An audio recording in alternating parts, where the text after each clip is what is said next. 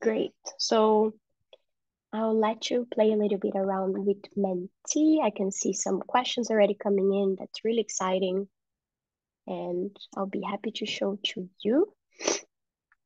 I will move on to the other question as well. So people it should have changed for you.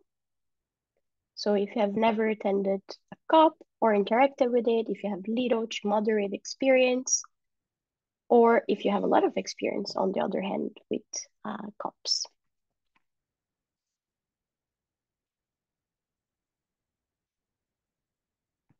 The questions are coming in.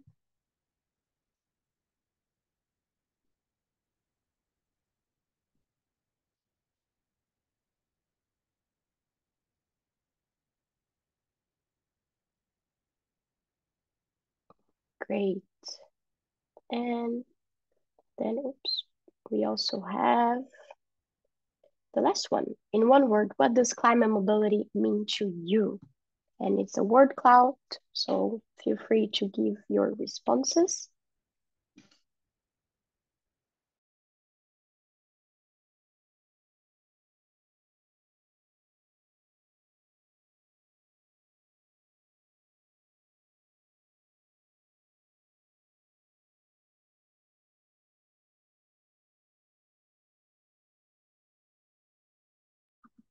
Great to see all of your replies coming in. If we can actually pull that up, that would be nice.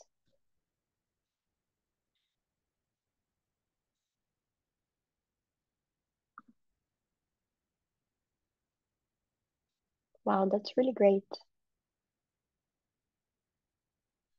Thank you, everyone. And with that, because I would like for us to move on, and in the interest of time, I'm very happy to introduce our first speaker, Hector Poveda. So Hector is a passionate global youth advocate and climate mobility lead at the Migration, Youth and Children platform, MyCP.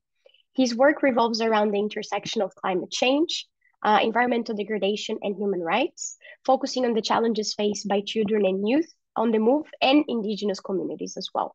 His current line of research lies in shedding light on non-economic losses and damages, NELD, experienced by youth indigenous communities on the Pacific Islands due to climate-induced displacements. So originally from Colombia, Hector holds a bachelor's in philosophy and history of maths and sciences from St. John's College in the United States, and MacPhil in philosophy, politics, and economics from the University of Bucharest in Romania. Currently pursuing further studies in publicly oriented anthropology at the Universidad Autónoma de Madrid. Hector is dedicated to advancing the protection of the rights of indigenous peoples worldwide in the context of environmental degradation and climate-induced displacements. So we're very happy to have you here today, Hector, and the floor is all yours.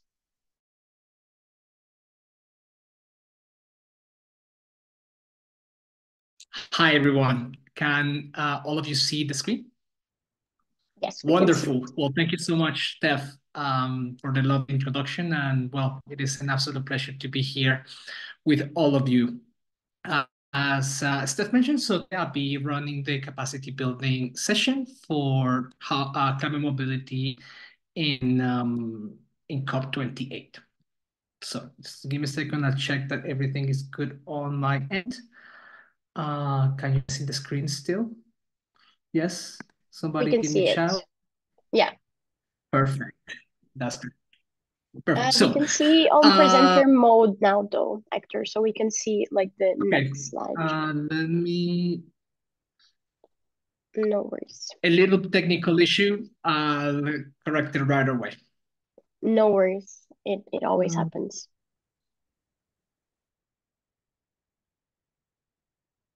Yeah, technology sometimes can be a little bit something else.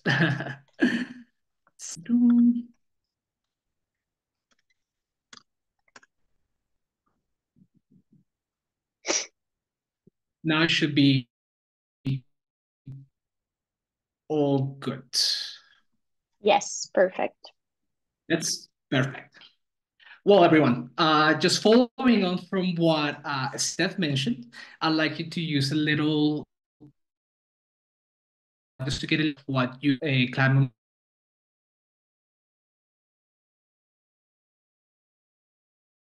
in with in the Menti on the screen, and I hope to be able in the chat the link. In one word, what do you think climate mobility is? And then hopefully on the screen. So how about 2 minutes? We'll send some responses and you can continue. Great.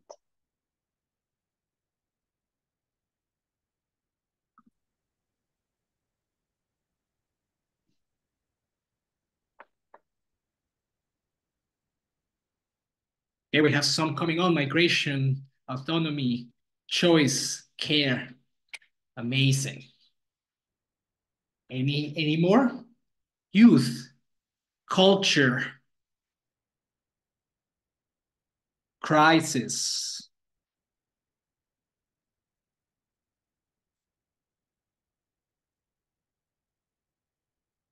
choice, opportunity, barriers, preservation, migration.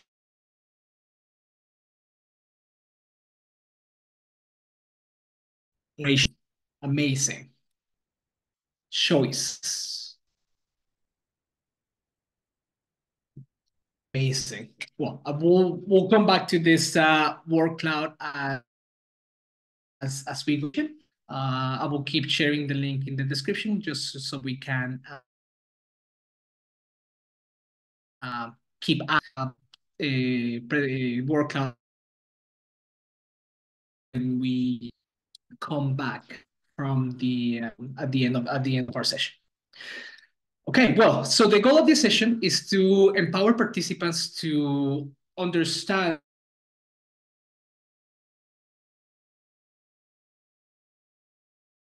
to equip you guys with knowledge and tools to advocate for and implement strategies that address climate mobility in your communities and beyond, as we'll be seeing from James and Karine later on. So understanding why is this important? So understanding climate mobility is critical for young advocates because it shapes the communities and ecosystems we aim to protect. Our advocacy can drive policies that support resilient, inclusive communities and safeguard ecosystems against the unintended consequences of by recognizing the interconnectedness of climate change, mobility, and intergenerational justice. We are to solutions that just don't address the immediate challenges, but also secure a just, sustainable future. So with that in mind, we start with our key definitions just to ensure that everybody's on the same page. So what do we understand as climate mobility? So climate mobility is an umbrella term which encompasses all forms of human mobility, whether they are directly or indirectly driven by climate change and environmental degradation. And it includes the full spectrum of movement or the lack of movement of individuals or communities, including displacement, migration, planned relocation, and immobility. So under this umbrella term, we find 4 subcategories, which I'd like you guys to start thinking about as we develop our conversation. So the first category is displacement, which I define and I understand as a forced movement where individuals or communities have to leave their places for reasons linked to climate change and degradation, whether that is sudden or slow onset weather phenomena, whether this is temporarily or permanently, and involuntary or internally or internationally across borders. Migration, on the other hand, has a bit more of an agency. It's more of a voluntary, and I like to emphasize here the question marks, form of movement. Often, this movement is often strategic, where individuals have the agency or groups, in other cases, to relocate primarily as an adaptive response to environmental challenges. Planned relocation is on the same breath as migration, but with the difference that this is often a preemptive movement to resettle in a new location, which is usually facilitated by authorities, governments, or different organizations. In mobility, which is perhaps my area of expertise, or the one that I focus more on, is in situations where individuals or communities cannot move away from risk-prone areas, from areas that are highly exposed and vulnerable to environmental degradation and climate change.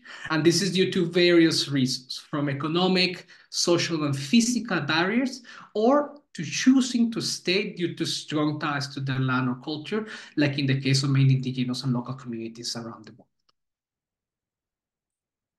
So with that background, now that we know the differences, what we know, what climate mobility is, displacement, migration, planned relocation, and immobility, let's jump into the nitty-gritty of the presentation of how climate mobility was featured at COP28. So COP28 was packed with sessions about climate mobility. There were over 90 sessions, and if I'm not wrong, there were 102. I just didn't want to write the exact number, but there were over 90 sessions, which all focused in the nexus of climate change and human mobility.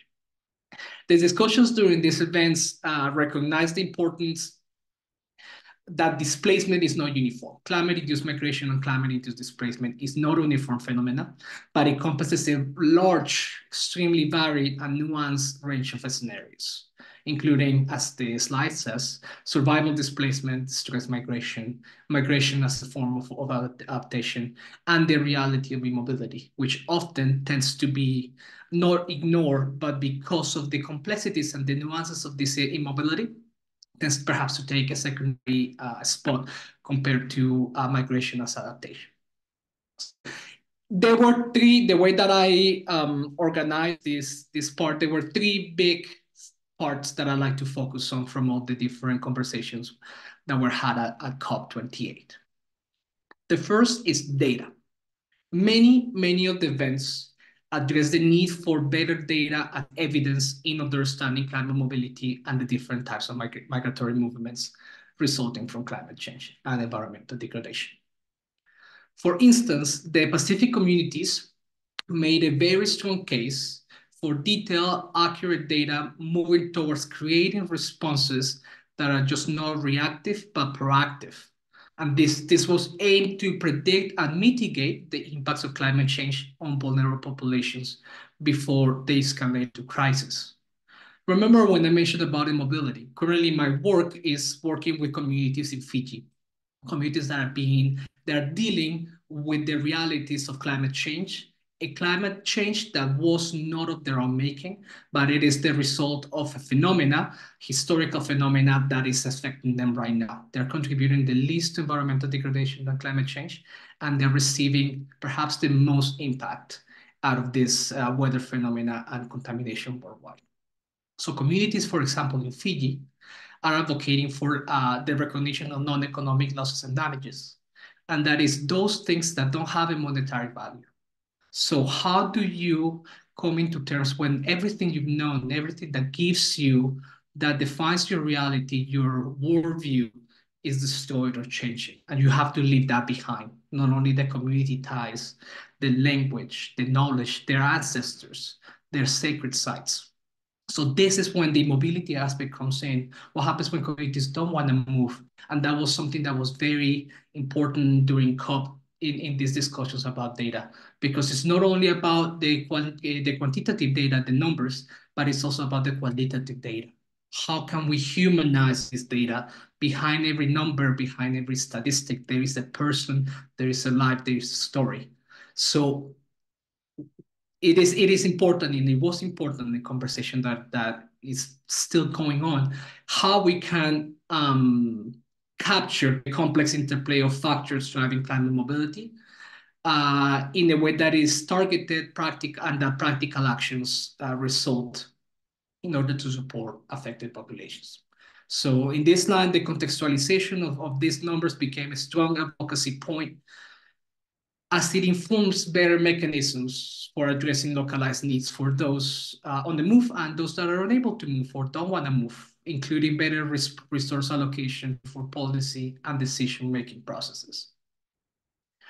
There was a big consensus during COP, and this is represented by the large amount of youth participation during these events. The Global Center for Climate Mobility, in partnership with the IOM, made a fantastic job in bringing youth from all over the world to, and especially from countries of the global south and from indigenous communities and the Pacific Islands, the Rising Nations Initiative, to participate on COP and to ensure that their voices, their opinions, their needs are represented at a global scale, that are part of decision-making processes that affect them.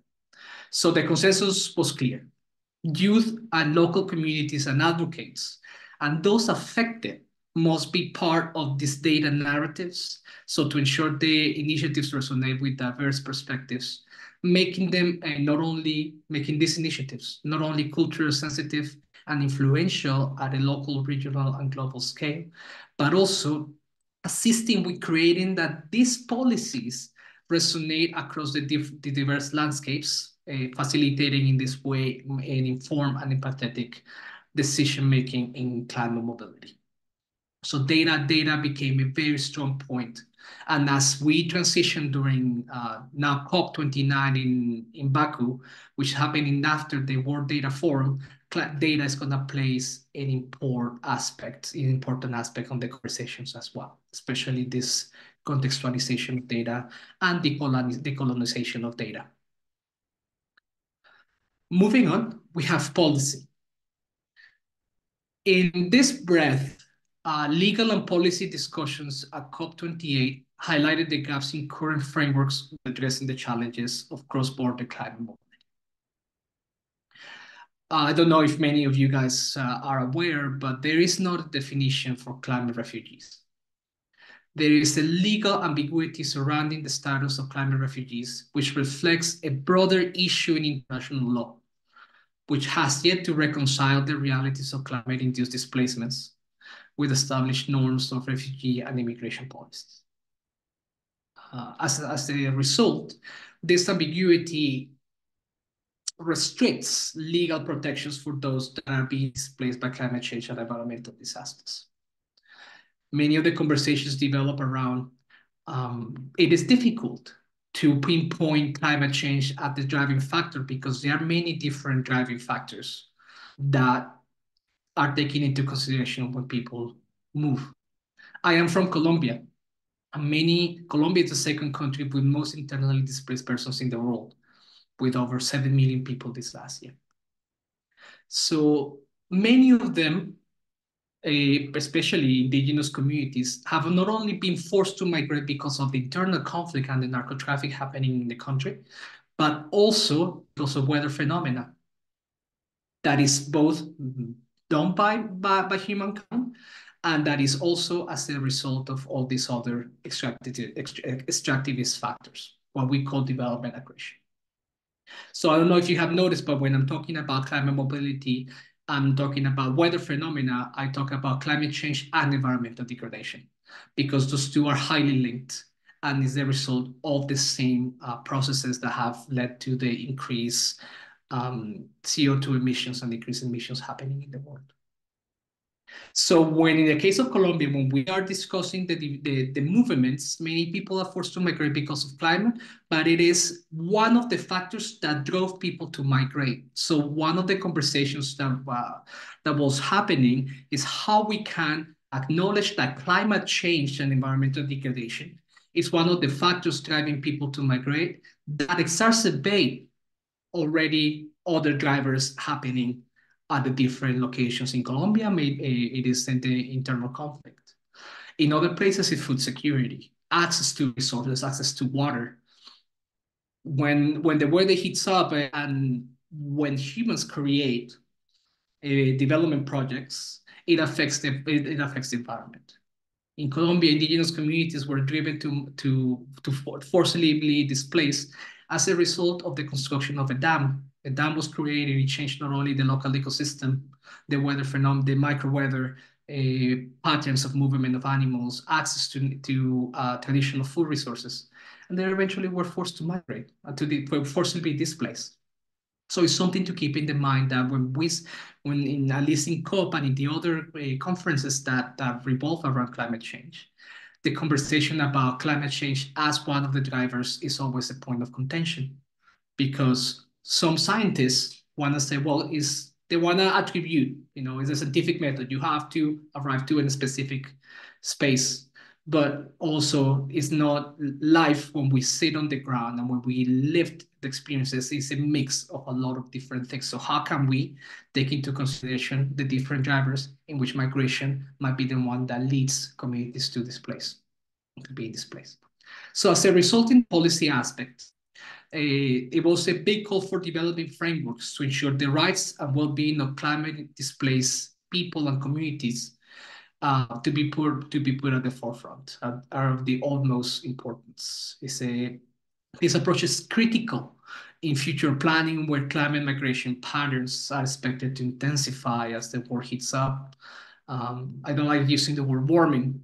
Is heating. We are heating up. The world is heating up, and this requires a robust framework and interventions informed by solid research and evidence, especially at those at the front lines.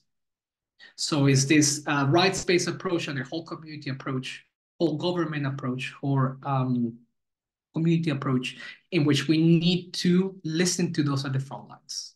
How can we have policy driven by those that are affected by climate change and environmental degradation and that are forcibly displaced? And youth. COP28 signal I like to say, turning point for climate mobility discussions, but perhaps turning point is not the best way, but I'm gonna leave it like that. And this was in fostering a more inclusive approach. There was an increased participation from youth, as I mentioned, driven by the Global Center of Climate Mobility and their climate mobility delegates, and civil society organizations from all over the place. In highlighting the importance of this, highlights the importance of these diverse perspectives. If there was something that we've been discussing at the different events, is how is it that we are going to be able to integrate the voices of those most affected when the decision makers are not taking them into consideration. So in this breath, that's why I mentioned perhaps the turning point, or is an increased representation of youth, was very important at this last COP. There was a focus on youth leadership, which acknowledged the crucial role that all of us, have into creating and crafting solutions when it comes to climate mobility. Not only from long-term planning, but discussions emphasize integrating climate mobility considerations into urban development. How is it that we're going to develop cities, or how is it that cities and local governments are addressing this climate mobility, especially in breadth of the climate refugees? As we know, when displays happen, it often tends to be from rural to urban. So how is it that cities are being equipped to ensure that they are addressing the needs and taking the rights-based approach when these displacements happen? So this is where youth and civil society plays a critical role. So when acknowledging these specific challenges the different regions face due to climate change, there was a way to create tailored solutions, ensure that there is a more effective global response to climate displacement. And this is seen with the different initiatives that the Global Center of Climate Mobility is doing as well, which they recently on last Thursday, they launched in partnership with MyCP, a Caribbean Climate Mobility Forum, in which to gather information about the lived experiences of those on the ground. My team at the Migration Youth and Children Platform is developing, which Steph is in my team, we're developing a global climate mobility youth declaration with the idea to create a climate mobility youth hub. And the idea is to be a center, a repository of information for advocates like you, like me, like all of us, and children to be able to be to be able to empower themselves and contribute to the conversations that are happening at a global stage, like we're talking here in COP.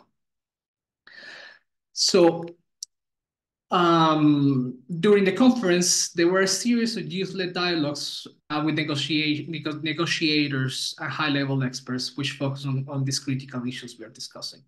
Youth participants, call on governments to take on more robust actions on climate commitments and emphasizing the role for urgent action in areas like water and food security.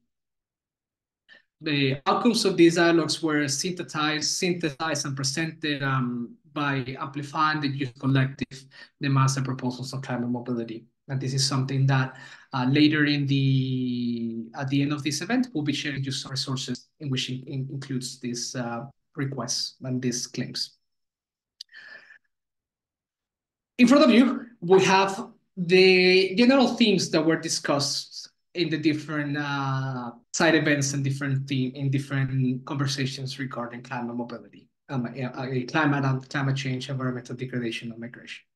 So as you can see, the conversations involved from national and regional climate policies to early warning systems, to urban planning, to health impacts. So they were all over the place in those 102, 109 conversations that happened, the events that happened.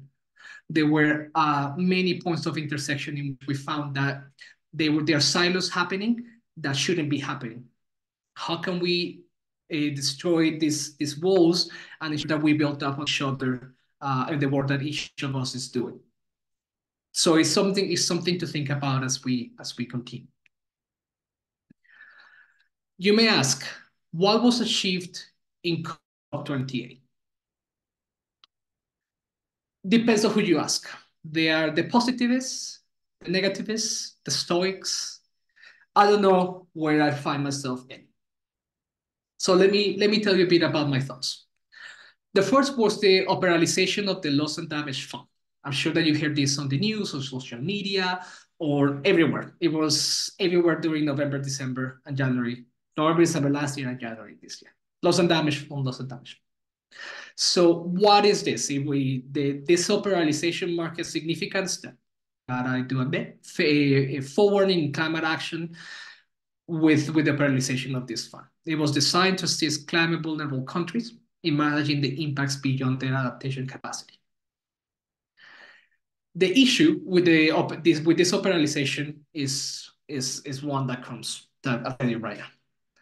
There was an initial pledge of $700 million, which is a positive development. $700 million, a lot of money, but it falls short, absolutely short, compared to the estimated $580 billion in climate-related damages that vulnerable countries will face by 2030.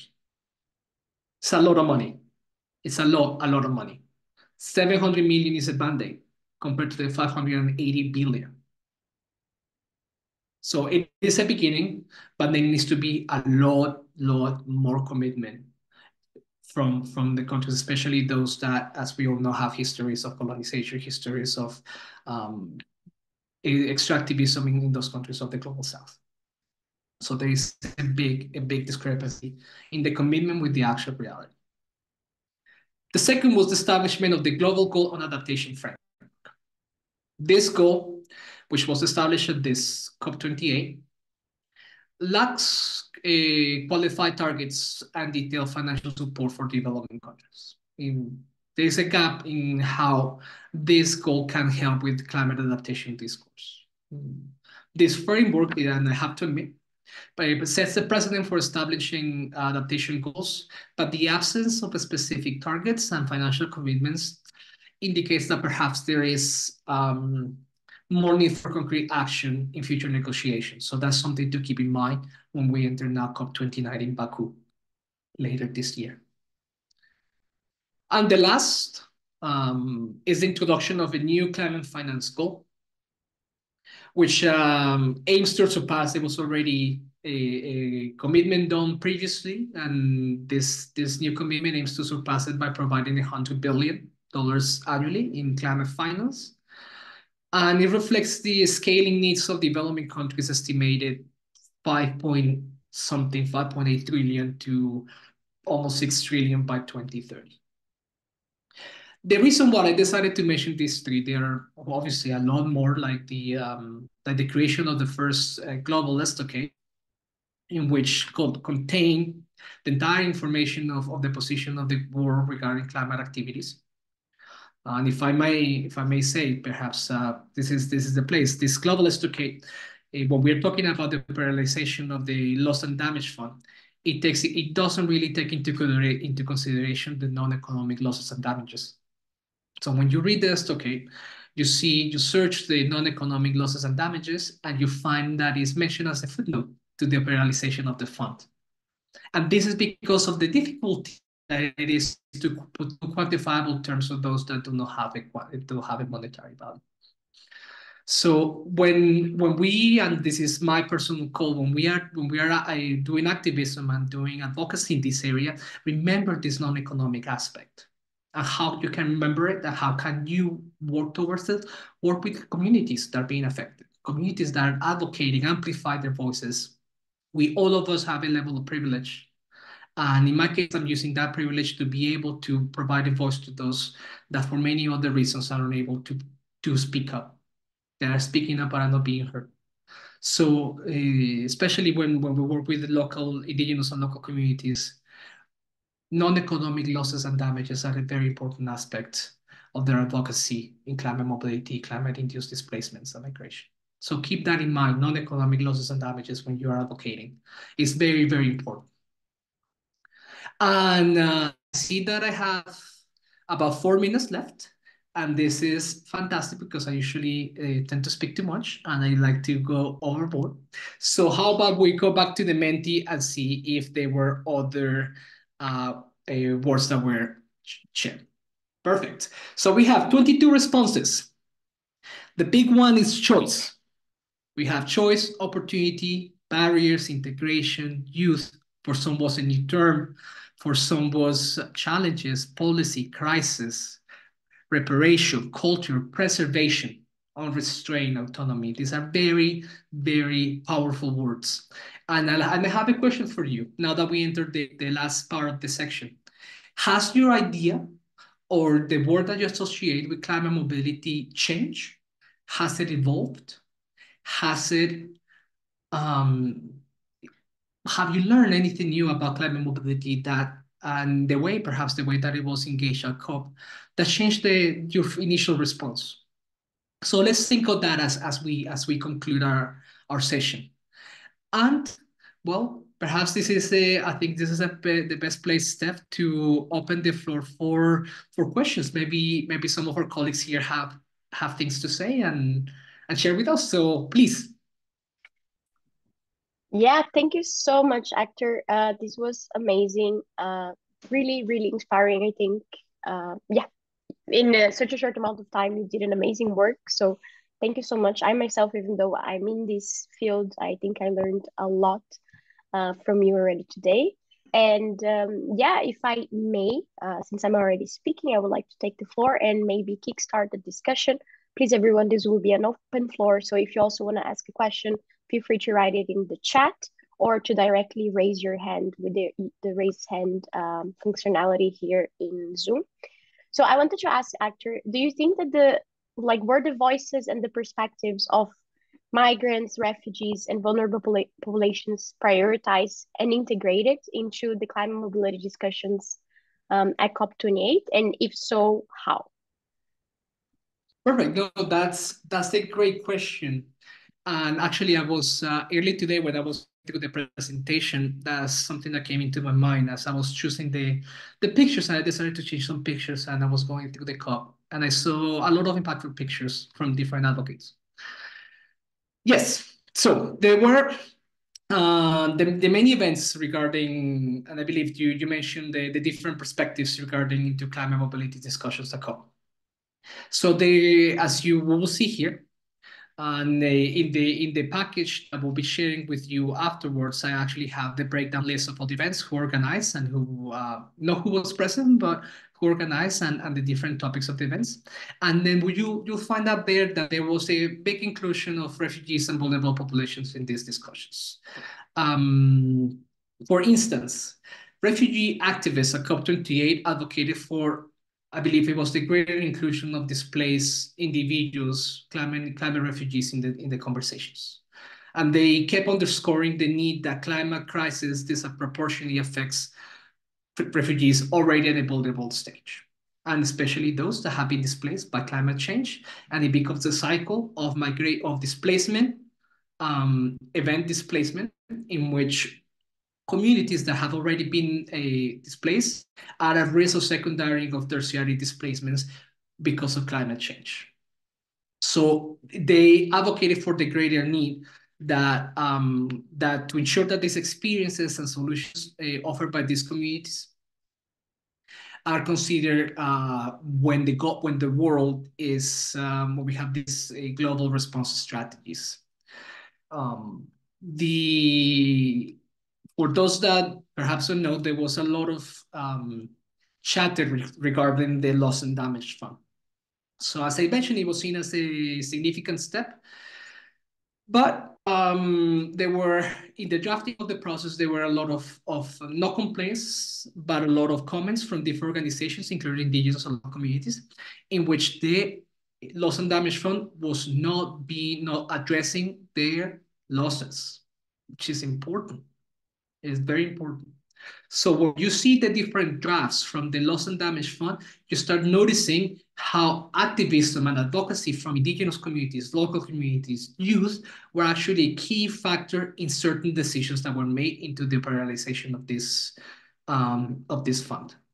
So as I mentioned, and perhaps as I mentioned just a few slides ago, I said that it was a big movement forward or like a change this operationalization of the fund because it included a lot of local communities, indigenous communities, refugee communities voices. But still we see that they have fallen short. So perhaps to answer your question, Steph, if the voices and perspective were present, I said yes, because they were part of different events and different activities, but they weren't present to the point that I would be happy to say yes, they were present, because there needs to be a change in paradigm and a change of understanding of climate-induced displacements, and they need to listen to those are the front lines. So they were listened, but were their voices part of the decision-making processes? That's something that we're still yet to see, because still we are in April and they still don't have the final outcome of the global estocade, and they're still having these conversations and these negotiations. So I think in the next few months we will probably see how much of an impact the perspectives of migrants, refugees, and vulnerable populations were present and prioritized in COP28. Super, thank you so much. And I see more questions coming up here in the chat. So if it's okay, I'll read them out loud for everyone. So Absolutely. From Pereira to you. So why cannot we consider the COP event as the official greenwashing event of the calendar? A very fiery question. And then they also ask why the actions are very slow comparatively to scientific facts of climate change. And what is the point of loss and damage fund if the monetary system is based on oil money? Perfect. And as you can see me smiling, I love the questions. So thank you so much, Pereira. And I'm going to tackle it one by one, and I hope that we do justice to the questions. So the first, why can we consider COP event as the official greenwashing event? It's a very interesting question, and that was one of the main concerns that we all had going into COP 28 last year in Dubai. As we all know, Dubai is a nation that exports oil, and during the first day, a week leading to COP 28, and during COP, many reports, especially the first one that comes into my mind was a report by the BBC, in which exposed in that the COP presidency and the different politicians in Dubai were using the event as a way to do oil deals. I read the report, and so imagine. So that was one of the things that came into question about the greenwashing of the event. That on the one hand we have all this that everything is sustainable, that we're doing all of this, but against the background of a country that exports oil and that has, because of just the mere fact of exporting oil, and that have been caught using this. Oh yes, I'll stop sharing so we can see myself better, and then I'll check for the last slide. So yeah, so it's very greenwashing. I'm inclined to say yes, just because of the context in which it happened, and especially when we look into where it's happening next. We are heading the COP this year is in Azerbaijan, in Baku. The president of this new club happens to have a large background experience working for Rapsol, which I believe is the name of the company. It's basically the national oil company, Rapsol or Socar or something like that. 24 years working for big oil, and now is the president of COP 29. So something to think about. I hope that answers the first question. So the second, why the actions are very slow comparative to scientific facts? That is a very important question, and I'm going to answer it with an anecdote. Last June, I was at the fifth annual review of the Global Compact on Migration, in which we were talking about narratives. And there was this author. He has many different migration books in which he came up with what we found halfway through the event, that he doesn't believe in climate refugees and that people are induced by forced to displace for climate change. Myself and some other colleagues went to talk to him, and he used these scientific facts as the point of tension when saying that climate refugees don't exist. Case in point, we asked if he has worked with communities in the Pacific Islands, Fiji, Nuau, Tuvalu, to be more exact. And he said to me, satellite imagery shows that these communities are not being forcibly displaced by climate change. And I looked at him and said, well, have you worked with the communities? Have you interacted with indigenous leaders, with members of the communities? They will tell you a completely different story. We can look at the scientific and look in the aspect of satellite imaging. So it depends, it has multiple variables: time of the year, hour, environmental pressure, you name it, cloud coverage, you name it. There is a lot, and I'm not a scientist, I'm a social scientist, but I'm not the other type of scientist.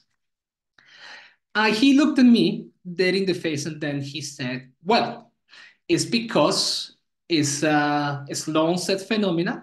Big governments have the time to prepare and to use migration as an adaptation. So they are not climate refugees, they're climate migrants.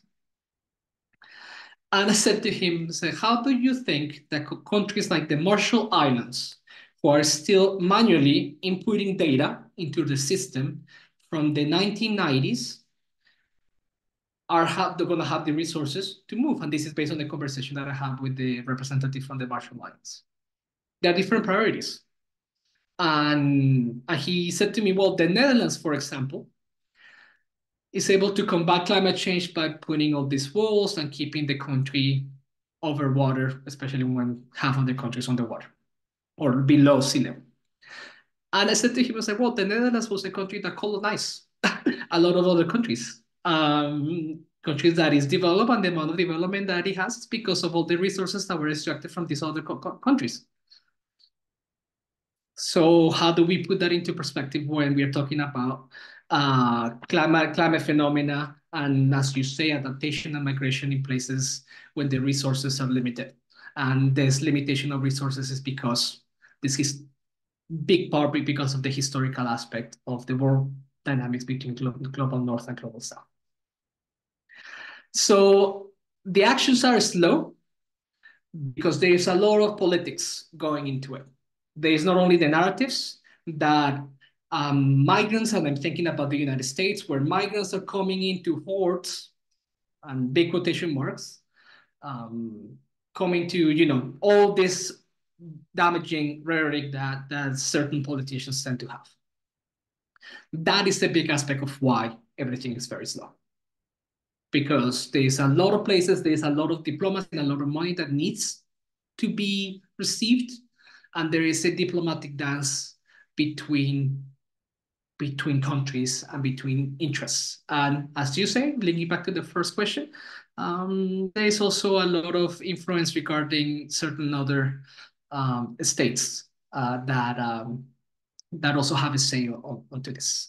To quickly assess, because I see that we have more questions, your last question, what is the point of loss and damage?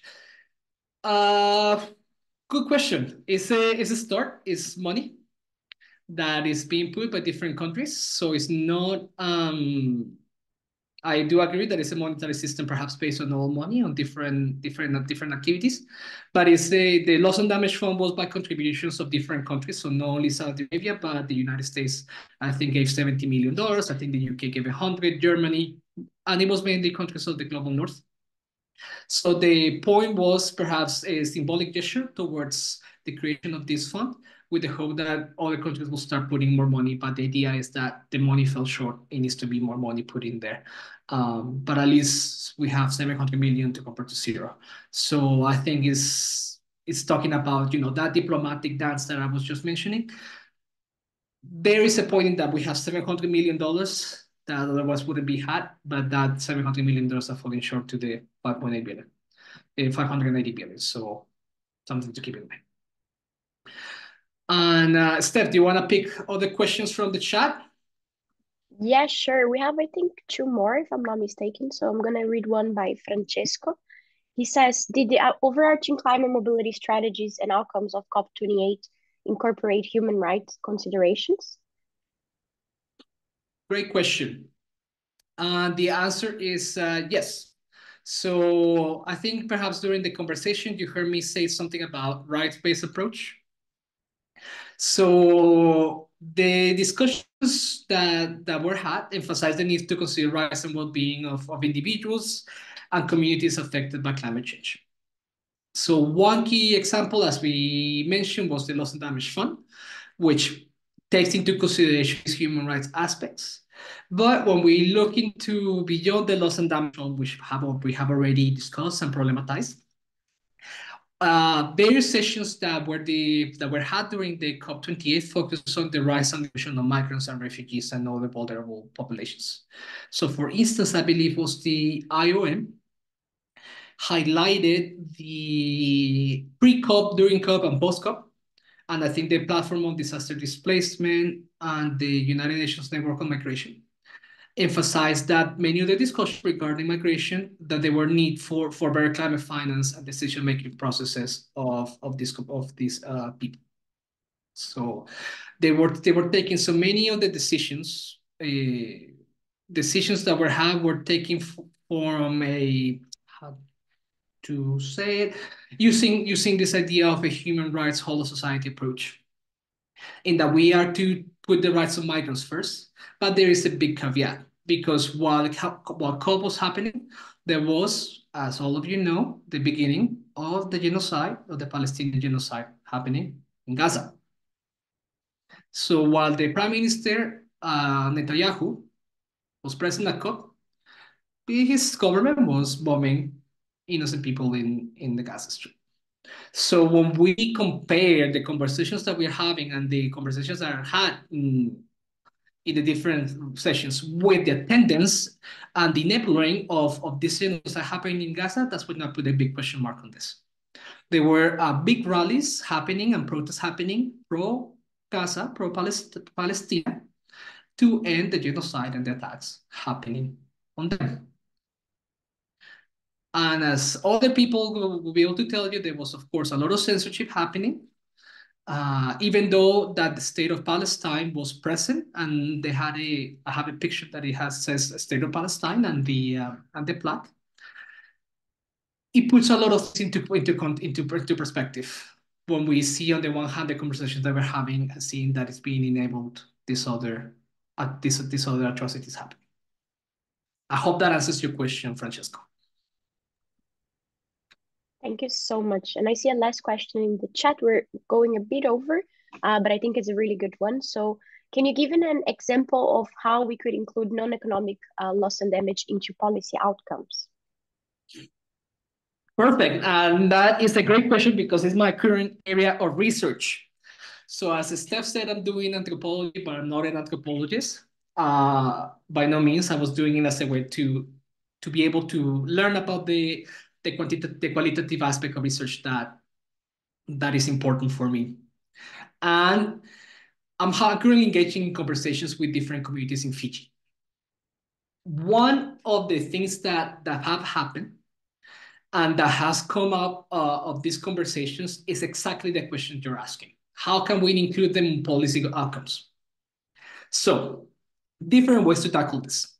First, relentless advocacy, because the fact that non-economic losses are not being present in policy discussions is because they can be put in monetary terms. And it's trying to have an idea, for the lack of a better word, trying to change a capitalist perspective into a perspective that recognizes, for instance, you ask a hedge fund this piece of land, they put a value of money in it. You ask indigenous communities about the same piece of land, and they won't talk to you about it in monetary values. They talked about the connections, the vanua, what is called in Fiji, the connections, the relationship, person to land, and the relationship with your ancestors that are resting in that land as a provider, land as different aspects. So it's a different change of perspective. So first, how we can include them is with the changes on perspectives that political members of politicians and different policymakers fail to realize that there is different ways to interpretation and localized ways, different types of worldviews. So that is one of them. Advocacy, relentless advocacy. And that's something that I've been doing, non-economic losses and damages, how we take in consideration of the losses of culture. When an elder dies, what happens is a lot of knowledge that dies with them, because it's not like like we all go to school, or some of us go to school and learn all this information. It's a lifelong process, learning and transmitting information in indigenous communities. So when communities are forcibly displaced, the elders might face higher risks, which means that a loss of their life means a lot of losses on not only language, but traditional ways of cooking, education, etc. When we are moving, when they are being forcibly displaced from location, and this is where the immobility aspects comes along, is the information about immobility, why people don't want to move. And that goes beyond the social and economic aspect. It's the aspect that is difficult, and again, saying from those of us that are from the West, or from the global North, or from different societies in which one takes a different understanding. And there are people, for instance, in Fiji, that their entire purpose within the community is to take care of their ancestors that are often buried by the beach next to the ocean. So when tides come and they take the ancestors away, that person is still connected to the ancestors to make sure that they are comfortable in the afterlife and that there is that spiritual connection. So in case of immobility, there are many people within the communities that decide to stay against all challenges. So how can we support those people? And the only really way is to include them in decision-making processes.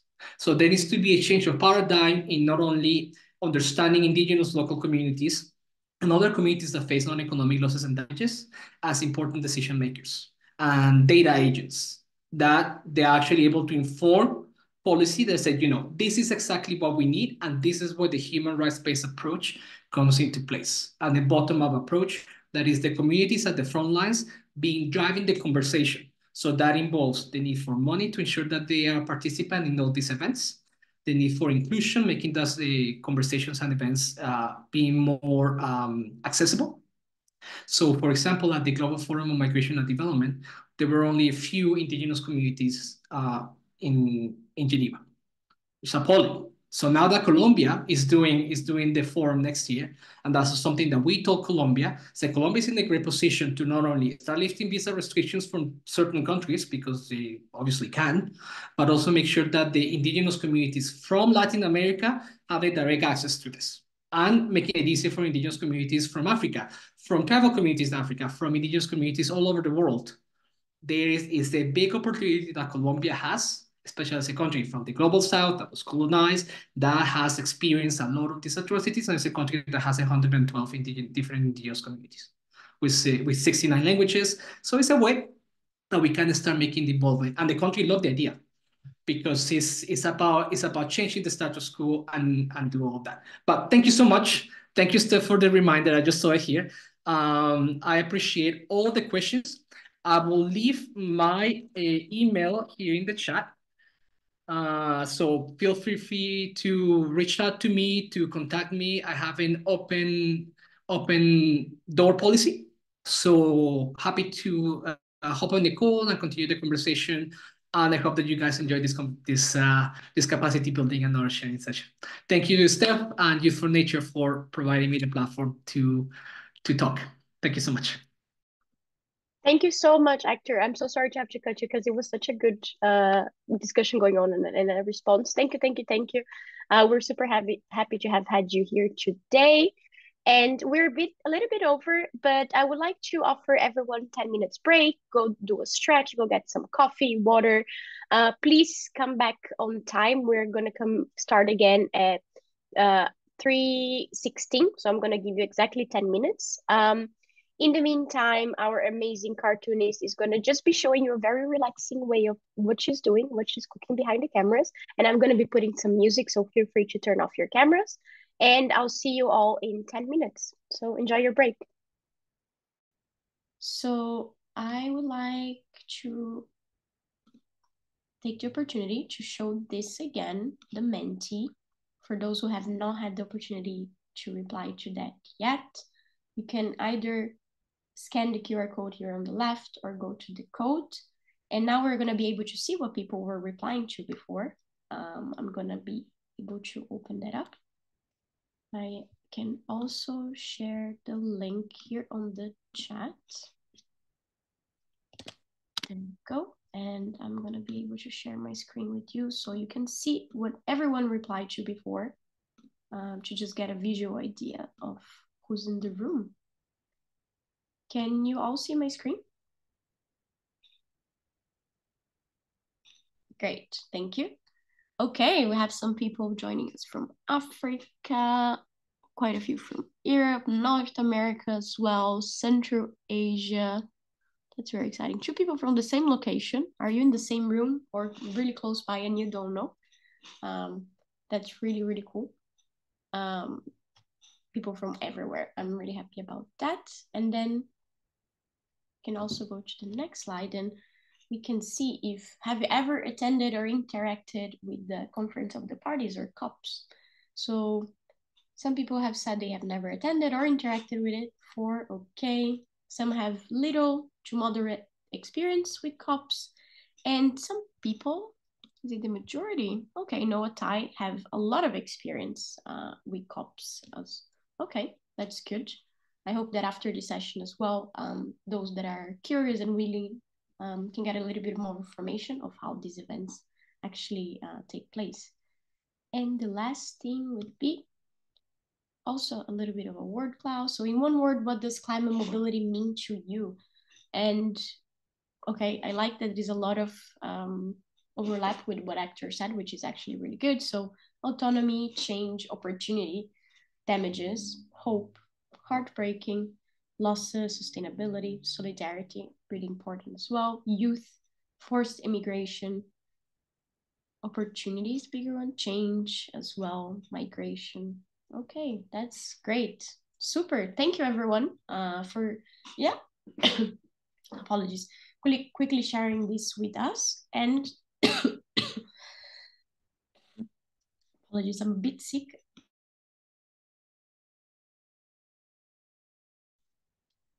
Okay, I'm back. So without further ado, we're gonna turn back to our amazing youth advocates here. So I'm gonna ask Karine, are you back? Are you here with us?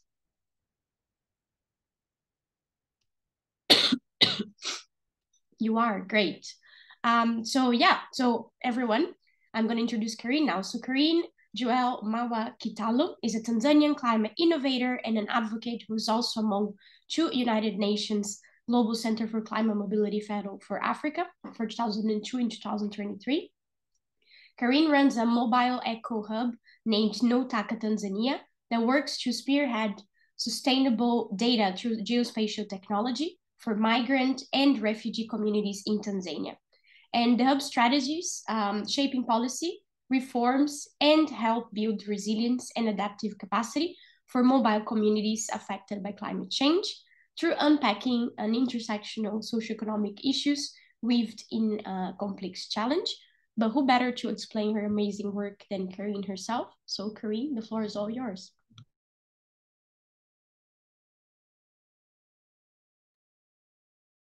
Thank you so much, Steph. Hi, everyone. And I'm so happy to be joining you today and getting to share a bit of my work with you at Notaka, Tanzania. It's a mobile eco hub where we're working to spearhead sustainable data for climate mobility, especially for migrant and refugee communities. And today I'm going to share with you one of our pilot projects that we're doing in northern and western part of Tanzania, Kigoma region, where we're using geospatial technology to map out land cover features and demographics for migrant and refugee community, with the principal goal to cater for food security interventions, but also see how we can support policy reform and climate adaptation plans and strategies in the area. So I'm gonna share my screen.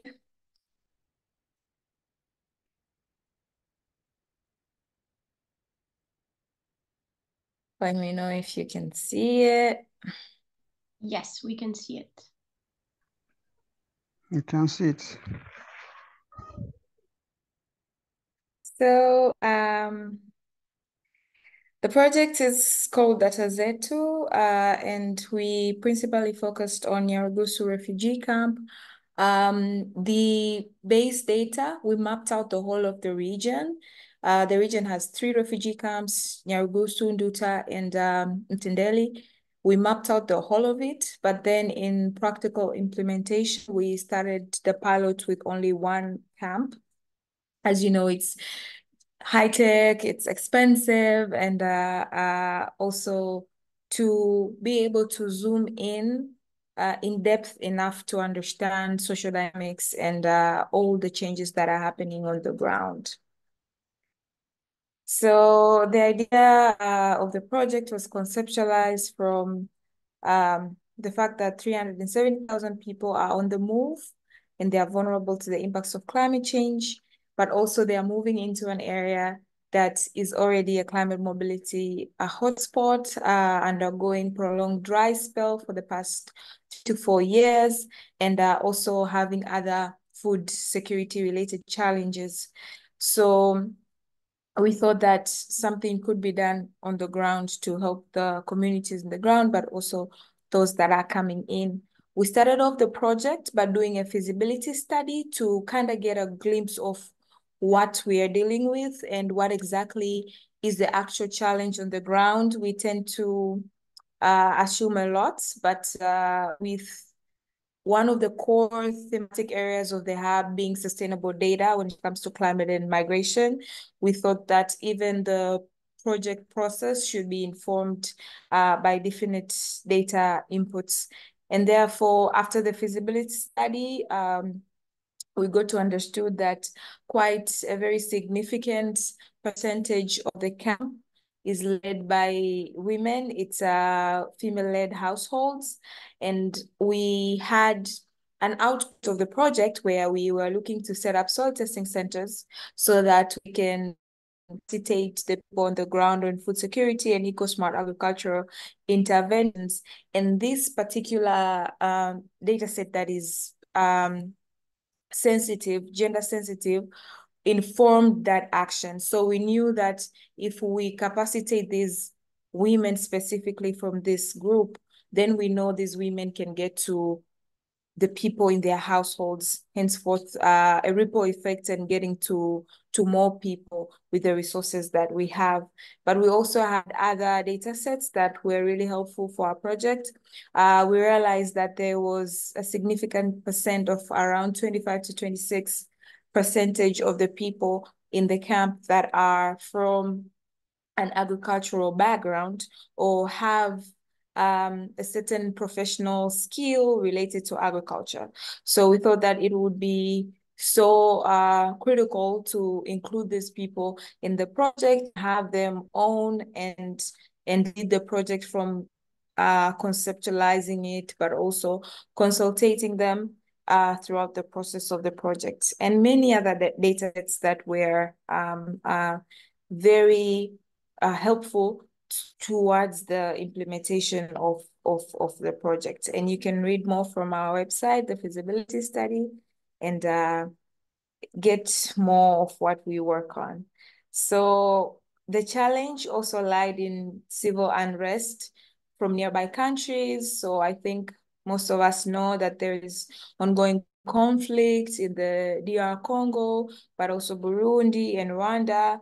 And this has forced people to move more into the eastern side of Africa. And that is where our country is. So more people have been coming in through Kigoma, where UNHCR and other UN agencies have set camp to provide assistance to those on the move.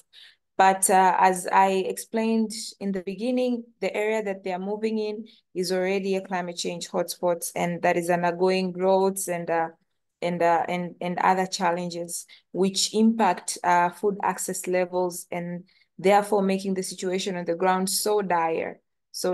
And definitely the area is not prepared to accommodate all these people coming in, but also let alone those on the ground.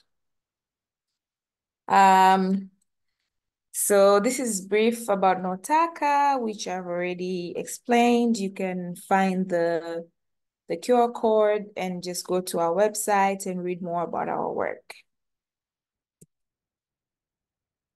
So what is our theory of change? Our theory of change stemmed from the lack of access of sustainable data when it comes to informing policies, but also actions by governments, development stakeholders, and even young innovators or institutions in our communities. And so we thought to bridge the gap using geospatial technology, where we're using remote sensing technology married in with field validation activities to get to fill in the gap. But further down, we tie that into policy and adaptation planning, making sure that communities are able to make decisions and act on them strategically from a data-driven point of view. After that, we saw fit that we should have two ways of implementation of this particular project, which included land distribution and use, but also agricultural development. And on land distribution and use, so the technology that we use can inform us of the areas that are highly impacted by climate change. So we know exactly where we can exert resources and more time, but also help us to build capacity for the people in the communities, in these particular communities, to engage in land conservation for the areas that are degraded, but also other eco-habitat related activities that can help revamp the environment that has already been affected. And on the other side, on the agricultural development side of things, we are working to establish soil testing centers and use them as contact points for capacity building on eco-smart agriculture for these communities, so that we can diversify food access and make sure that food security is accessible for the people on the move, but also to host communities on the ground. So we have a project data portal. It is definitely not open source. And you're gonna see it, an example of it. I'm gonna share my screen. So this is our data portal. You're just seeing a brief of it. We have a mixture of land degradation data sets. We have mapped out parameters like loss of soil carbon, level of land productivity, and the sorts. And then we're marrying it in with like the words of people. And we wanted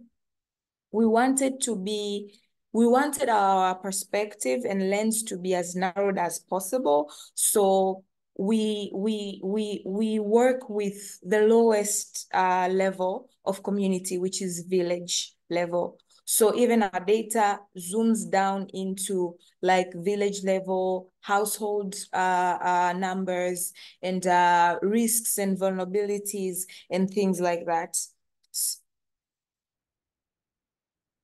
We also have a live satellite imagery showcase of things, just to get like a general perspective of the situation on the ground, but also easily spot the areas that are impacted. Like you can see here, a mixture of population data sets and also land-related data sets. And now you're seeing a live satellite image of the camp that we're working on. And you can actually see how intense the camp is degraded from dry spells. Okay. So also to just touch upon the portal, we have tried to simplify some parts of the portal, making sure that the user that is coming to interact with the data can understand. We have tried to put different information for different stakeholders so that they can better understand the tool, but also try to at least steer them into a direction of action and see what can possibly be done, how can their role be extended in the process, and not just put in like these geomaps that are complicated and hard really to navigate for people who are not from the field.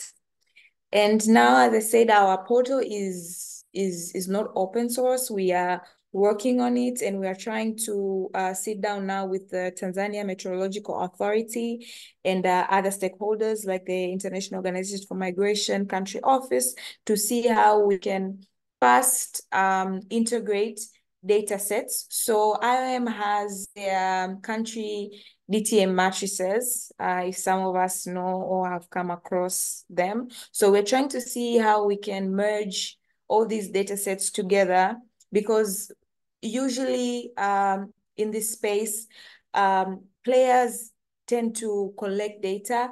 The coalesce process of the data is very limited, and you can find factors like double implementation of efforts and stuff coming up. So we're seeing how we can bring all these data sets together from different institutions and then make the tool better and more effective for the people on the ground. So that is what we're currently trying to work on.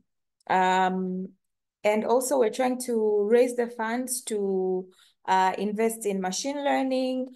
We're very privileged this year to have won the MyCP Innovation Award during the 14th GFMD Summit.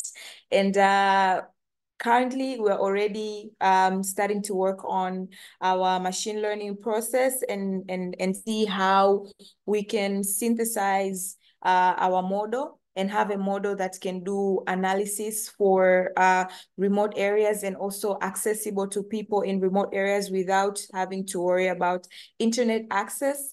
And we started off with like drafting the tool that can help us collect this data in the background. So usually you have like an app that does stuff for you. But then, so basically we are at the blueprint process of creating that app, I would say. So we're working on the background to create a data collection tool that can work in different circumstances and training our software model to understand different aspects of the tool. So we're looking at things like vulnerabilities, risks, different regional aspects. Say some regions are more inclined to food security related stuff. Some regions are more inclined to water related. So we are trying to build something that can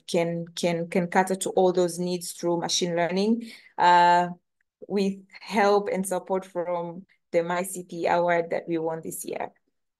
But also, as well as I've already explained, that we are trying to as much coalesce the data that we have with other stakeholders, like the governments, but also other international players that are in the same setting that we're working in.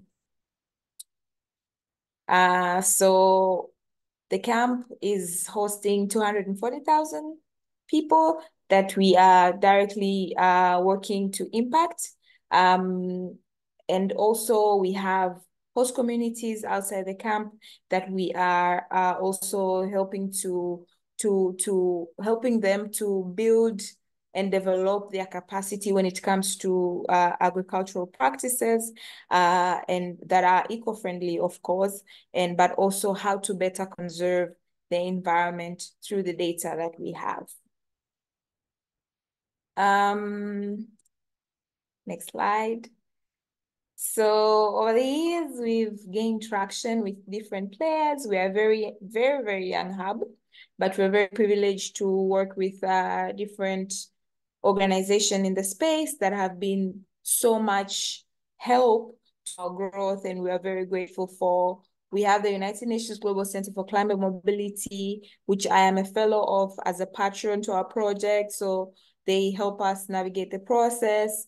They help us connect to the right think tanks, different players, especially in the data ecosystem, to help us better our ways of data collection and implementation, but also the African Union Migration Observatory that are including us in the process of like creating the 5 data hubs for Africa when it comes to climate migration, but also the government through consultations and back and forth conversations that we've been having, and also the local community that we work with, and also the data portal. So we also won the ICMI Innovation Award during the COP27 meeting in Egypt, which we're very grateful for because it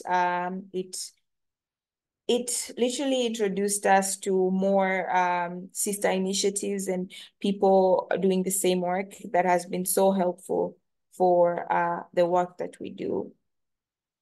I'd also like to share for the youth in the room that the ACMI has a youth forum that we already work on, like the Africa Youth Declaration on climate mobility, and I'm really looking forward for the global one. Hector already shared with me a bit of the plans that are in place, and we're looking forward to like connect the two and see how we can better get our voice in the global governance space, which is very important, but also grow the work that we do in Africa and get to share it outside with other regions, which is very, very exciting.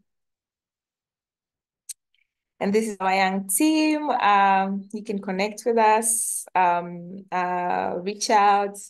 We like feedback. We like new ways to doing these things. We're really open to learning and understanding how things are done in other regions, and just take the climate mobility discussion further.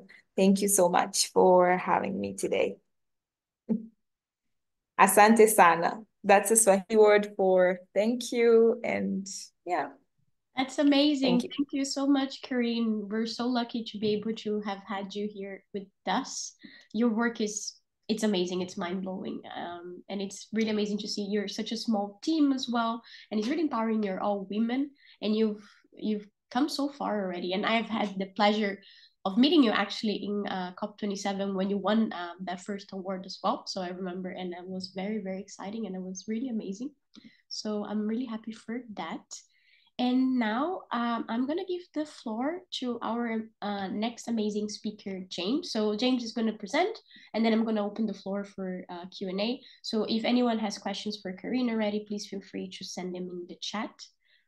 And let me see, James, are you here with us? I can already pull up the presentation.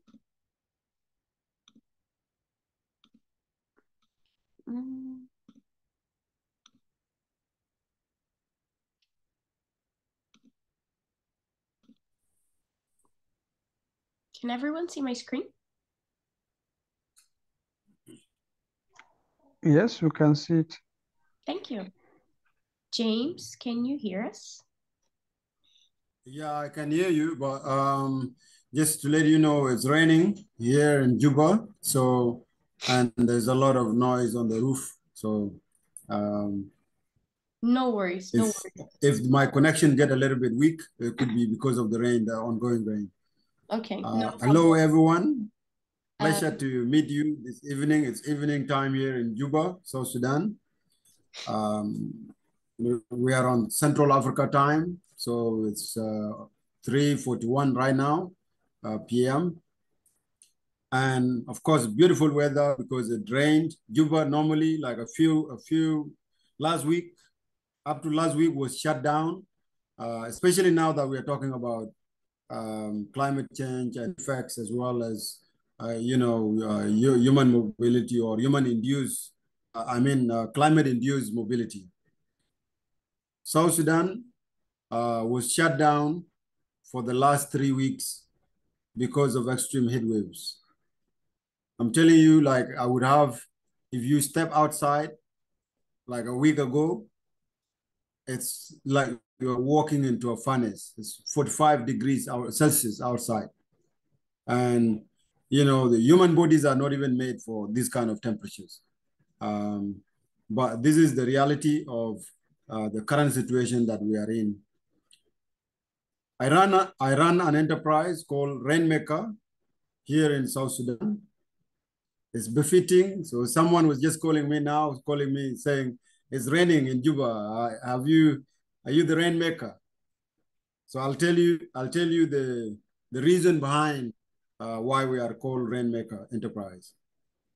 In South Sudan, issues of climate change have really impacted millions of lives in the country because the country depends entirely on environmental-based economy.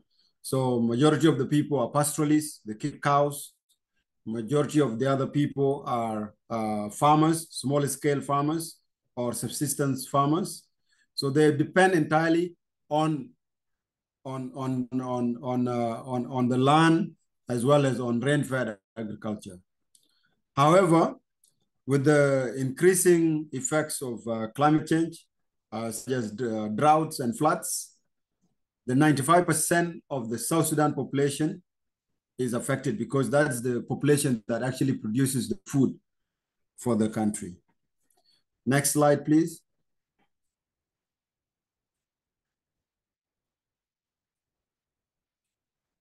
The result, unfortunately, is displacement of people. In South Sudan, we have over 2 million people that have been internally displaced by floods and extreme drought in different parts of the country. There are parts of the country that are highly affected by the droughts, and there are some parts of the country that are highly affected by the floods. And this happens every year. And this also leads to loss of livelihoods. As you can see in that photo, a woman trying to do anything possible to save the life of her child by putting her in the basket.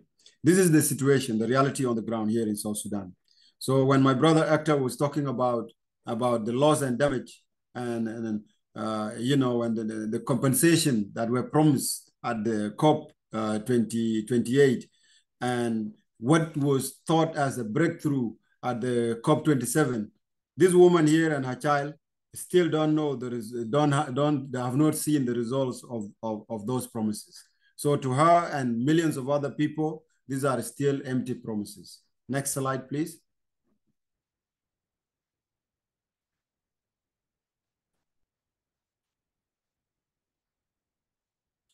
So at the Rainmaker Enterprise, we thought of a solution that will bring along the people that are affected by impacts of climate change. We realized that at the root of the poverty that most of the communities are entering into due to impact of climate change on their livelihoods are actually deeply rooted in access to water. Because we realize the difference between prosperity and poverty is access to water. So we devised a solution, simple solution, by bringing together technologies that have already been tested and proven and use them to work together with the communities to ensure that we improve their livelihoods.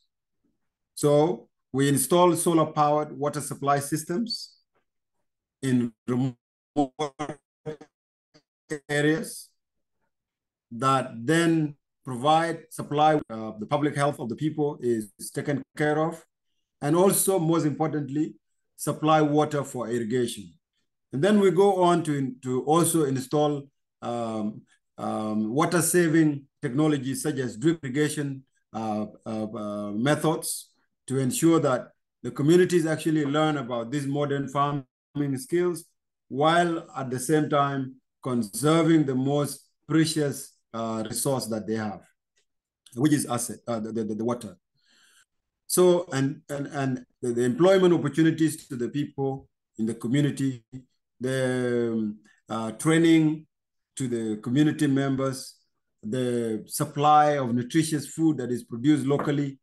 So we are creating a decentralized supply chain system for food and also water in these remote areas that are highly inaccessible to the rest of the country. Next slide.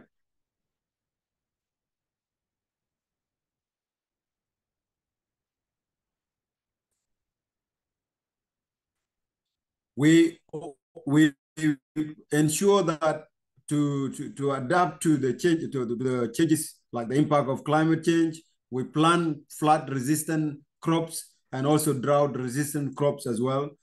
Luckily, these are some of the crops that have been indigenous to some of these communities. So for them, like growing them, we don't even need to train them. We are actually learning from them and using that knowledge, the indigenous knowledge, to also train other communities and pass knowledge to other communities that don't know about these life-saving methods of adapting to climate change. The one you see in the picture there is a sorghum crop, actually submerged. That was one of the farms that we set up, like a large irrigation scheme that we set up. And that one was actually submerged in the water, but still the communities were able to harvest the crops over the water. Next.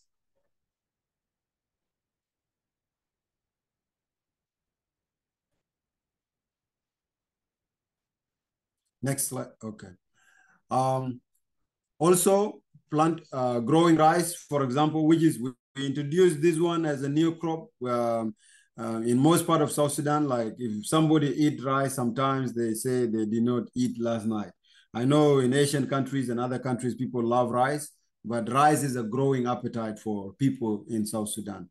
But we are introducing it anyways, because in areas that are highly flooded, if we plant this kind of crop, it loves water. So it can still grow even on the water. And this way, if they cannot consume it, they can export it to neighboring countries that need it. This is one of the adaptive methods that we are trying to apply to the communities that are affected by climate change. Next.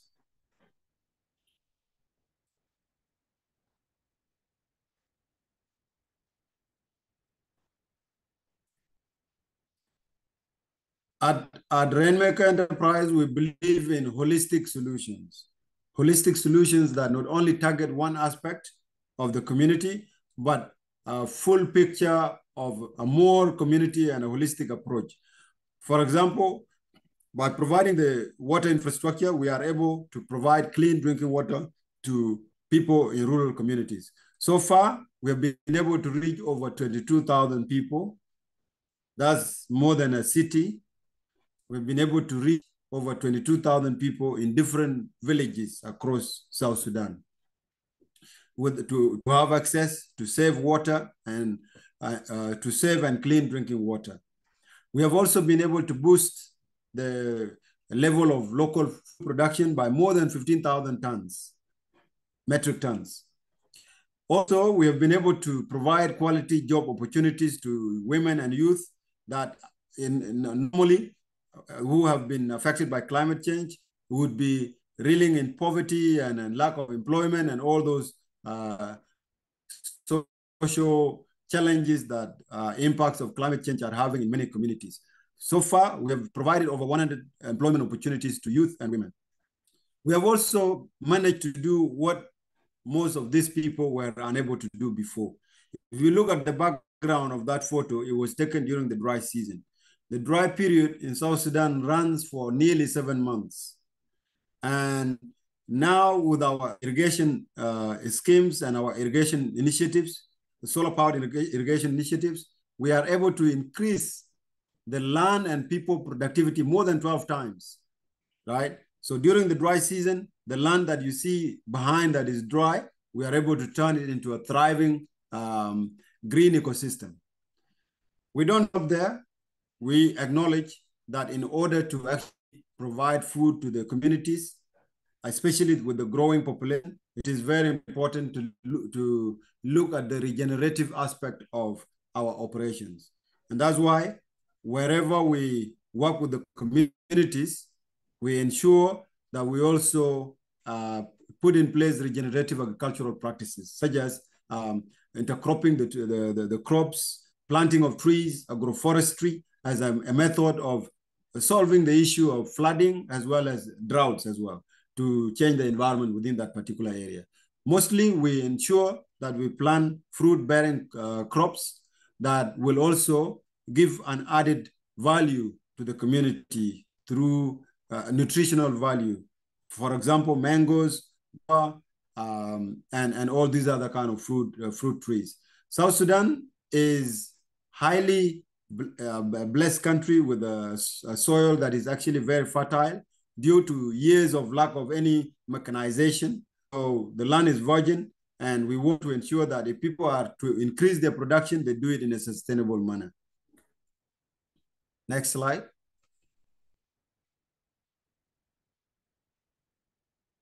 I think that was the last one, James. This is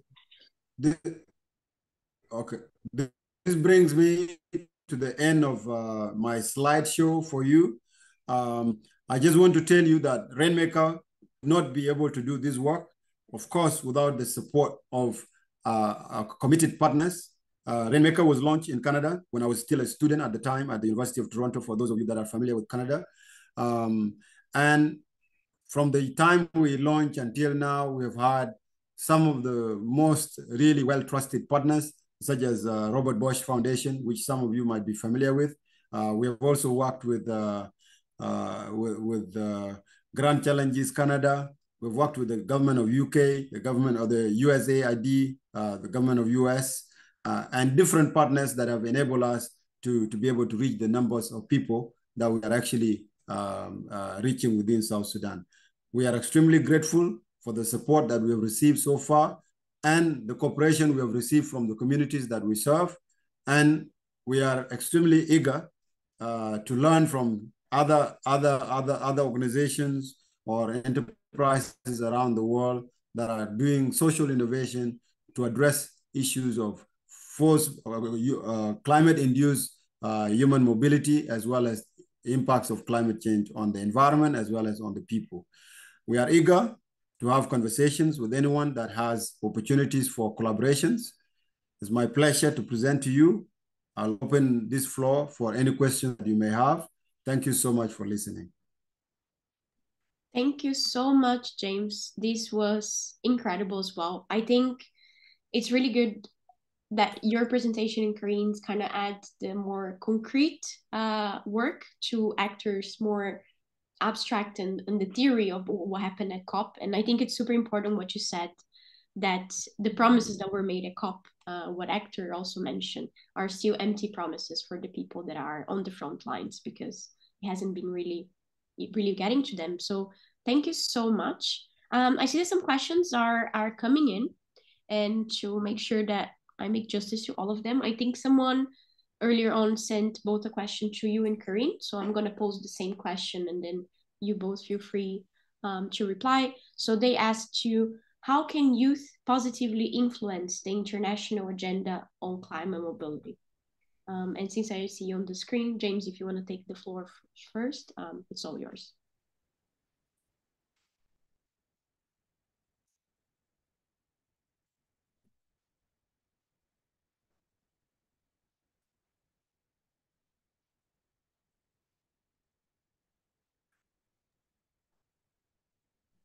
or Karine. I don't know if you guys can hear me, James and Karine. I can also send the question in again here on the chat. Yeah, I can hear you. Great question on the youth engagement, how youth can influence the international agenda on climate mobility. As you all know, for example, the 2 million people that are internally displaced in South Sudan by effects of climate change that I mentioned before, majority of those, 3/4 of those are actually young people. So the face of climate mobility is actually a youth. If you were to look at it, look at that woman on my photo on my slide that I shared. She's holding up a kid, nearly like maybe 3 years or 2 years old. These are the most vulnerable age group, plus the elderly people, to issues of climate mobility. So how can you, like, we all have a voice, and there are many ways that we can do it. You can do community organizing. You can do, you can initiate personally, like of course, I'm an advocate, but I'm more of an action-oriented advocate. I would rather do and showcase what is possible and use that to influence policy. But that's my way of doing it. Or you could also have your own way of doing it by being just an activist and talking about the issues that exist. So that's what I can say to that. Thank you. That's great. Karine, can you hear us? There you go. Yeah, the floor is yours. Yes, thanks, Steph. I think, yeah, as James said, that we could all do in like at our own capacity and how we could do best, which is very good. I think I also join him in like agreeing that we can run on advocacy, but also try to look upon actions and like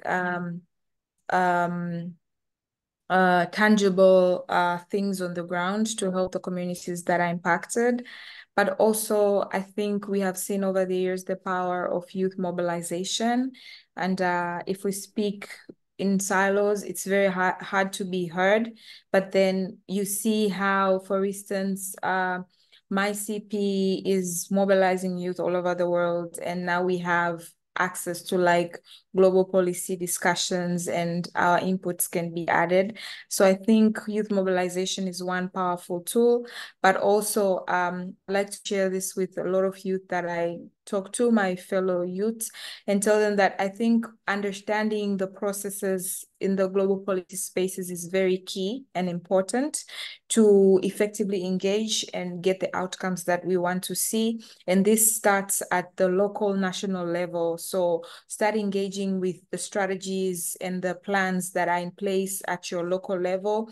Reach out to the government, mobilize young people at national level, and then get your voices heard going upwards. So here maybe regional and to the global policy space, and also really try to understand exactly what are the challenges. So when you're expressing your concerns or you want your ideas worked upon, you know exactly what you're talking about, you know exactly what are the needs, and hence driven thought processes and decision making throughout this process is very, very key and important. Yes, thank you. Thank you, Karine. And I see a question that someone earlier on sent in the chat, I think when you were speaking. So they asked if it's easy to get information and data regarding the issues you're working with, and if not, what you've done to do so. So it was a question about data collection. So it's definitely not easy, but interacting with data and working in the space for some time now, I've come to realize, so there's two ways to look at this. First one is there's a lot of data related to climate and migration that has already been collected, and it's just being stored somewhere with an institution or maybe with like an informal sector organization, or maybe the government and other formal institutions. So with this kind of data, I think the first thing that needs to be done is to make sense out of it and see the synergy and the connections to the actual issue and the actual people who are impacted on the ground. So access to this data can be hard, and that is why we are trying to champion on integration of these data systems and seeing how people with different data sets can share them, and so that we can make better sense out of it and then work into implementation. And then the other side of things is the actual lack of data sets. And here I'd like to look more on on the ground aspects of things, indigenous knowledge, the information from people from the ground. I like how Hector said it in the beginning, that we see all these numbers in these policy spaces, but every number has a face to it and a story. So I look to it in this more of this perspective to say, okay, what about the stories of the people on the ground? Even this is data, and even this needs to be made sense of, collected, and be included in creating the solution. So it is hard, but firstly, it depends on how you see it. Even the information from the people can be data, so it needs to be collected. But also try to, or I can say we should try to engage more with players that have already collected the data and say, okay, I have my data, can you share yours? Can we integrate it? Can we make sense out of it and work together? So I'm seeing a lot of opportunity and potential when it comes to partnerships in the data ecosystem, especially for Africa, that we haven't really made sense from a lot of data that we have, or we haven't collected the social related data sets that are in the communities per se. And for us, that is the strategy that we use. We reached out to IOM, we reached out to UNHCR, we reached out to the government, and this is our tool. This is the data that we collected. What do you have that can complement it? How can we bring it together so that we make more sense of the data and have more efficiency when it comes to implementation? Amazing. Thank you so much. James, I see something. I think it's a question that is very specific to your project. And Pereira asked if your solar system irrigation system, sorry, is an imported product, or if it's inbuilt by your own. And then they had a follow-up question if there is any innovation interlinked to your solar powered irrigation system as well. I can resend them as well down here.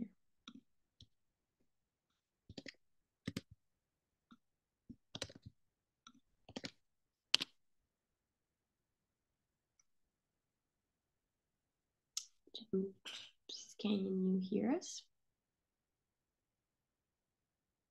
I'm afraid the internet might be a little bit bad. So while he maybe reconnects, I saw that there was a last question, and I think it might apply to both you, Corinne, and James. And it was from Kamalu asking, what are the mitigation measures? Which mitigation measures did you put in place to address the climate change, the climate challenges in the affected areas, if any?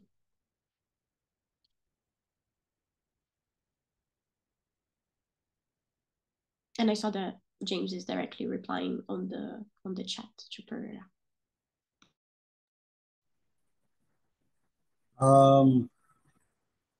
Steph, the rain has increased on my side, so I don't know. I didn't hear you, but are we going on to the next question? Yes, I gave you the floor, actually. You can reply to everyone on what you replied on the chat to Pereira if you want, about the irrigation system.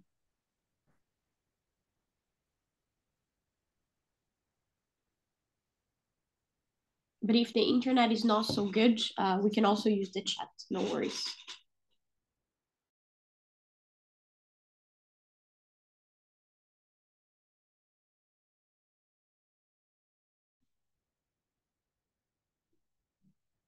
think it's a bit, I'll repeat the question to you, Kareem. Let me find it. Apologies, I need to scroll. Yeah. So which are the mitigation measures that you put in place to address the climate challenges in these affected areas, if any? So for this particular project that we're working on, we set up soil testing centers to help the community on the ground counteract the impacts of climate change that has exacerbated food insecurity issues, and also allow them to better engage in eco-smart agriculture and henceforth increase production. But also, so we also had like a challenge of understanding, like awareness on what we're working on, especially when you take into account that it's an emergency context. So we put in like a storyline collection, but also like some sort of like focus group discussions and like conversations with not only LGAs, but also people on the ground, especially host communities, just for them to understand what is going on. They term it as a research study, but then so we try to explain to them what it is and the awareness and how it connects to migration and things like that. Sort of raising awareness and just helping them mitigate food insecurity challenges that they're undergoing through the soil testing centers. Great, thank you so much. James, if internet allows, feel free to take on the floor to reply to this question. If not, yeah. Steph, for some reason, I can't hear you, but I could hear Karin there. The question around whether we import or we build the products here in South Sudan. yeah, you can go ahead and reply to that one. That's fine. We normally import already, like the already built products. So, but then the one of all the systems, the assembling of all those different moving parts is what we do while here in South Sudan. There is a process, a long process involved in order to get the whole system working. But yeah, like that, most of you may know South Sudan is a very young country. It's only maybe 11 years old country, and we don't have industries yet, which make this conversation even a bit interesting, because when we talk about loss and damage, South Sudan is affected by climate change. When the country doesn't even have like a single factory. So really, what is our carbon footprint? You know, like it's quite negligible. These vulnerable populations that I know that every other community or every other country try to claim suffrage, but if we were to look at facts, numbers don't lie, data doesn't lie. If you look at the context of South Sudan is more vulnerable to this, to the impact of climate change, yet least to the situation that we are in now. So the system that we use, we don't build it because there is no even industries yet. We just import the systems. On the question of mitigation measures, some of the measures that we are now looking into are, you know, predictive kind of response, like having data on areas that would be prone to, for example, that would be prone to extreme floods, and try to put this like maybe measures to either migrate the people. For example, on one of the projects that we were doing with the Bosch Foundation, some people that have been forced to move from flooded areas, they would go to higher grounds. When they go to those higher grounds, there is competition over the limited resources, particularly water in those areas. Then we follow those people and we set up the water system there. And that helps ease off the tensions and kind of like bring these people together and create a new ecosystem for them. For preventive measures, for example, like areas that are highly affected by droughts, so lack of water, for instance, people migrate during a certain period, for example, this year, from December to maybe May, people migrate. And that migration is very difficult for people who cannot afford it. For example, the elderly people, the children, the women, it's very difficult for them. So as for the project that we did with these areas that have like water scarcities, and we have seen that reverse the migration. So people that were indigenous to those areas are coming back to those areas to settle there.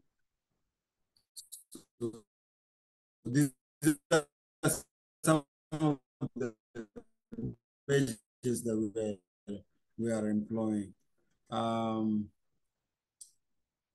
Any other questions? I think okay, also I answered one of them in my answer. During in our irrigation processes, we also intelligence. All of this data that can the farmer to make better decisions to increase their yields and reduce the consumption.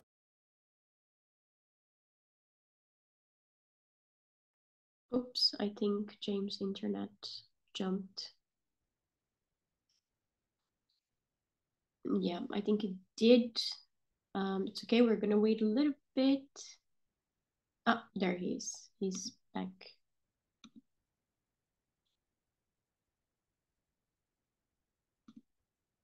Hi, James. You're back. So my connection had cut out, but I answered everything, I guess. So thank you. Unless there is more questions. I don't see any more on the chat, and I think we replied to everything. And actually, we are a little bit over time, which it's okay. And I appreciate everyone for staying up until now. Thank you so much, especially on a Saturday. So if it's okay, I'm going to start to wrap up and to conclude our meeting. So thank you for everyone for attending and spending a few hours with us today to learn a little bit more about climate mobility, its relation to COP28, and concrete actions that are being taken on the ground, specifically in South Sudan and in Tanzania as well. You're going to be receiving a follow-up email soon, if not today, early next week, with any resources that were shared here from the speakers, with their contact info if you'd like to follow them, their website as well. I hope these webinars serve to inspire you if you've never heard about climate mobility, and if you're willing to do something more with it, to start digging in a little bit more. And if you already know about it, I hope we helped you learn something new, especially from related to COP28. And also, if you didn't know about Youth for Nature, well, now you know us. And I'm gonna quickly share my screen because we value a lot your inputs. So over here, you can scan this QR code, and there is a super extremely short feedback survey. We're also gonna send it in the follow-up email where you just can let us know a little bit, okay, I hated it, I loved it, you could do something different. We're willing to improve. I think learning, it's always good. My colleague Rachel will also share the link here on the chat. So if you can take a few minutes to do that right after the meeting if you want, or later on, that would be fine. And of course, we would love to keep connected with you. This is our handle in all social media channels. So at Y4Nature, this is our website as well, and our general email. We are always looking forward to making new friends and new partnerships as well. So if you have any proposals or any ideas, feel free to reach out to us. And as well, and not only the follow-up email, but follow our socials to see the amazing work that our cartoonist has been developing throughout the meeting. You saw a little bit, a sneak peek about it during the break, and we're gonna share it also when it's finalized and done in our social media as well. And yeah, I think that's it. Thank you so much for being here. If you have any further questions, feel free to always reach out to us through social media or email. And I think that's it. Thank you, everyone.